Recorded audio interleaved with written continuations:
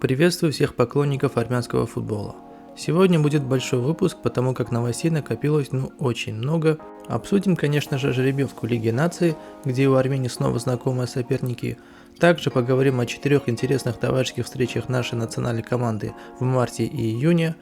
Поговорим о нелепом скандале с Пюником, который был обвинен в русофобии, о том, как наши клубы проводят предсезонную подготовку, там достаточно много интересных матчей с неожиданными результатами. Ну и освежим трансферные новости с участием армянских клубов. Но прежде хотелось бы напомнить вам, что я долго трудился для вас и сделал интересный выпуск о символической сборной, состоящей из армянских футболистов, когда-либо игравших в российской премьер-лиге. Мне кажется, он несправедливо выпал из поля вашего внимания. Очень прошу после данного видео перейти и оценить этот выпуск тоже. Ссылка на него будет в описании к этому видео. Ну и как всегда не забывайте благодарить меня лайками, подписками и активностью в комментариях. Это помогает мне и дальше выискивать время для создания новых видео. 8 февраля состоялась жеребьевка Лиги Наций УЕФА. Нам, конечно, интереснее всего Лига С, где выступает Армения. Она попала в группу Б, где встретится с Фарерскими островами, Северной Македонией и Латвией. Уже известно расписание матчей. Начнем мы цикл 7 сентября матчем с Латвией дома, закончим 17 ноября в гостях все с той же Латвией. Если оценивать наши шансы, думаю, вполне реально выйти победителем из нее. Как сказал после жеребьевки Александр Петраков, с латышами у нас будут особенные матчи. Нужно будет отомстить за поражение в отборе на Евро. Фарерские острова на самом деле не такие слабые, как может показаться. Чуть больше года назад они побеждали Турцию дома. Но все же эта команда на 135 месте в рейтинге FIFA, и мы обязаны побеждать ее в обоих матчах, если рассматриваем себя как команду, способную выйти на большой турнир. Северная Македония будет сильнейшим нашим соперником. Она выше нас в рейтинге FIFA, имеет более дорогостоящий состав футболистов и совсем недавно победила нас в товарищеской игре. И все же нам вполне по силам занять первое место в группе. Напомню, что победители Лиги С выйдут в Лигу Б, а вторые команды сыграют в стыковых матчах за повышение в классе. 2 аутсайдера квартета вылетят, а еще 2 сыграют в стыках за выживание. Эта Лига Наций будет частично связана с квалификацией на Чемпионат мира 2026. 4 сборные, отобранные по дополнительным показателям, сыграют в плей-офф за путевки на Чемпионат мира с командами, которые займут вторые места в группах отборочного цикла. Это не все новости о национальной команде. Стоит похвалить нашу Федерацию футбола, они нашли весьма интересных соперников для товарищеских матчей. Уже в марте у нас будут 2 встречи, 23-го дома с Косово, затем 26-го в гостях Чехии. Также в июне будет еще 2 матча, 4-го в гостях со Словенией, 7-го дома с Казахстаном. Очень интересно будет понаблюдать за этими матчами. Есть Косово и Казахстан, которые сопоставимы с нами по силе, и есть Чехия и Словения, которые выше классом. То есть вполне можно ожидать от нашей команды как матчей, где будет выставлен максимальный боевой состав, так и экспериментов с вызовом новых футболистов. Перейдем к новостям об армянских клубах. К сожалению, не все они приятные. Пюник умудрился на ровном месте попасть в межнациональный скандал. Новостные сайты России и Украины пестрили заголовками наподобие «Армянский клуб отказался играть с русскими из-за украинцев». Суть истории следующая. Пюник Артура Согомоняна, который еще совсем недавно в резкой форме критиковал Федерацию за положение дел в армянском футболе, в очередной раз поехал проводить зимние сборы в Турции. И это несмотря на всю непатриотичность данного шага. Но к такому армянские болельщики уже привыкли. Дальше хуже. Всплыла новость, что Пюник отменил встречу с Оренбургом, Крыльями Советов и Химками. Причина – украинские футболисты армянского клуба не захотели играть с российскими клубами. В итоге Пюник вместо названных российских команд сыграл с украинским Шахтером, казахстанским Шахтером и украинской Зарей. Достоверно известно, что за отмену матча с Оренбургом российской команде выплачена неустойка в размере 10 тысяч евро. С опозданием в несколько дней, когда российские и украинские СМИ уже растиражировали эту новость, выступил президент Пюника Артур Согомонян, заявив, что все слухи об отмене матча по политическим причинам ложные. Информация об отказе от встреч с российскими клубами – это лишь слухи. Наоборот, мы ведем переговоры о проведении матчей с российскими клубами по окончании сбора. Сначала были некоторые нестыковки, но эта информация неверна. Мы считаем, что спорт вне политики, а связи с Россией самые крепкие. Наш футболист недавно перешел в Сочи. Я сам российский бизнесмен, поэтому такой проблемы быть не может. Последние игры сбора планируем провести с российскими командами. Если получится с Химками и Оренбургом, будет здорово, заявил президент Пюника. При этом старший тренер Пюника Роман Манарев в интервью Матч ТВ заявил совсем другое. У нас в конце сборов запланированы игры с командами из Украины. Если бы мы провели матч с россиянами, то могли бы потерять эти спарринги. Поэтому отменили встречи с Оренбургом, Королями Советов и Химками. Матчи с украинскими клубами, а это Шахтер, Заря и Александрия, у нас запланированы в конце сбора, то есть перед сезоном.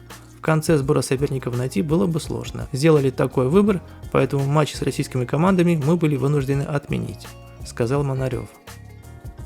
Очень обидно, что клуб, являющийся флагманом армянского футбола, настолько непрофессионально ведет себя в плане организации и менеджмента.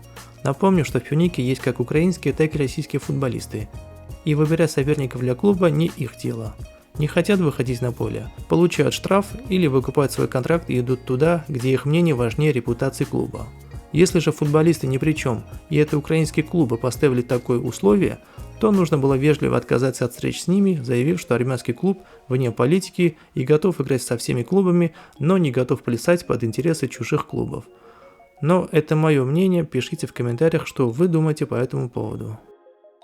При всем при этом надо признать, что в спортивном плане дела у Пюника идут совсем неплохо.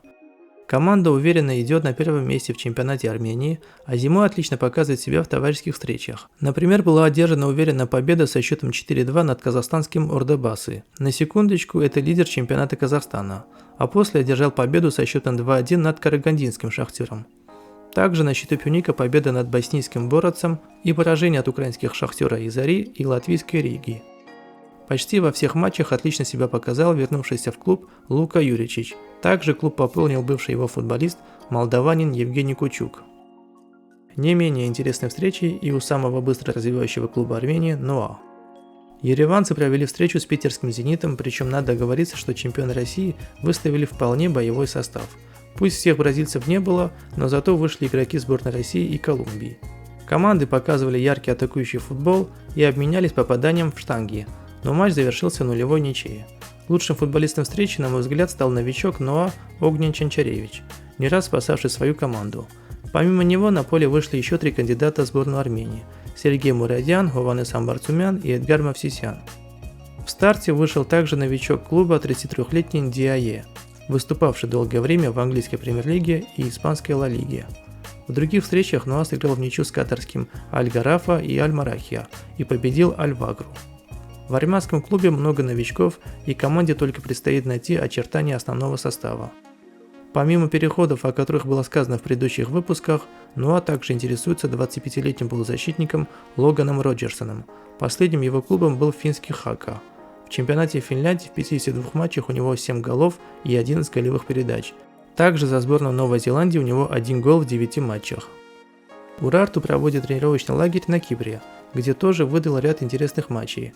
Среди них ничья с Астаной, поражение от Торпедо и Локомотива, а также победа над Дубай-Сити с неприличным счетом 7-1. Действующий чемпион Армении пополнил состав нигерийским полузащитником Лукманом Гилмором. 27-летний футболист перешел свободным агентом из латвийского Лиепая, где в 23 матчах отметился 1 голом, а перед этим долгие годы выступал в чемпионате Грузии. Также подписан воспитанник донецкого Шахтера Андрей Кравчук. 24-летний полузащитник перешел из ирландского Корк-Сити, где он в 12 матчах ничем не отметился. Честно говоря, пока селекция Урарту вызывает вопросы, но посмотрим, что эти ребята покажут в официальных матчах. Арарат Армения также проводил зимнюю подготовку на Кипре. О приобретениях клуба было сказано в предыдущих новостных выпусках, скорее всего его состав глобально укомплектован и новых приобретений ждать не стоит. Клуб начал предсезонку с уверенной победы над крепкой сербской командой Чукарички со счетом 3-0. Затем была ничья с одной из лучших команд Болгарии Ботевым, а после уступила клубу из второй датской лиги Венсюсель. Несколько дней назад спарринг с литовским Жальгирисом закончился нулевой ничьей. Алашкерт, как и Пюник, готовился к сезону в Турции. Команда уверенно победила казахстанский ЖТСУ, боснийский Велиш, украинский Черноморец и узбекский Кызылкум. А вот Тюмени, выступающий в третьей по силе Лиги России, уступила со счетом 2-4. Стоит отметить интересное усиление у Алашкерта. Клуб пополнил состав левым полузащитником сборной Северной Македонии Стефаном Ашковски. На его счету 26 матчей за национальную команду. Последним клубом 24-летнего футболиста была греческая Ламия. Остальные армянские клубы пока не отметились интересными трансферными новостями или товарищескими матчами. В основном это встречи между собой. Отмечу лишь, что Гандасар подписал молодого нападающего из Японии Хиромаса Ишикава. Последним клубом 21-летнего японца был монгольский Харамхон. К сожалению, статистику его выступлений в Монголии не удалось найти. Скоро наши клубы закончат свои учебно-тренировочные сборы, а 28 февраля официально закроется трансферное окно в чемпионате Армении. Если вам будет интересно, я постараюсь в будущем сделать обобщающий ролик о всех трансферах армянских клубов этой зимой. Несколько новостей о наших сборниках. Вараздат Харуян официально подписал контракт с китайским клубом Циндао West Coast, который с нового сезона будет выступать в высшей лиге чемпионата Китая. По слухам, Харуяном активно интересовалась Нуа и предлагала гигантскую по меркам чемпионата Армении зарплату в 40 тысяч евро в месяц, но очевидно, что китайцы легко перебили эту сумму. Пожелаем нашему капитану удачи в новом клубе. В товарищеском матче на сборах в Турции Сочи обыграл болгарскую Славию с минимальным счетом 1-0. Единственный гол в матче забил Мигел Силвейра с передачей Хованеса Гарутюняна. Судя по всему, Хованеса наигрывает как футболиста стартового состава. Будем надеяться, что у многочисленных армянских сочинцев появится новый любимый футболист.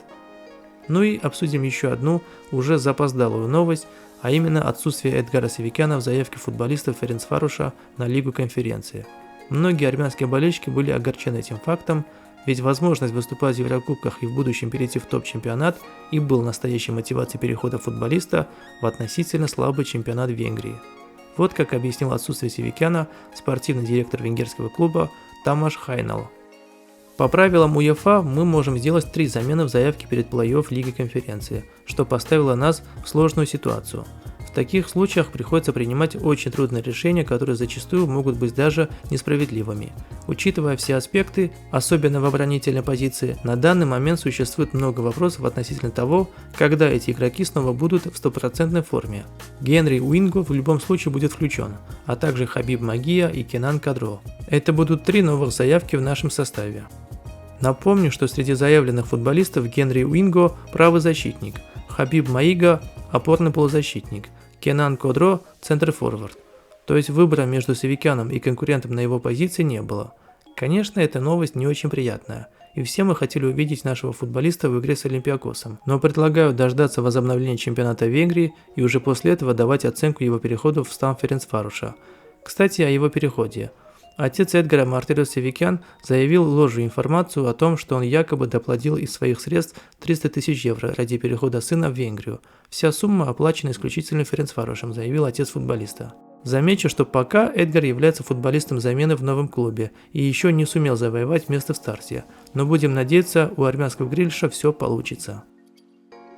На сегодня это все новости. Ставьте лайки и подписывайтесь, чтобы быть в курсе всех актуальных новостей армянского футбола.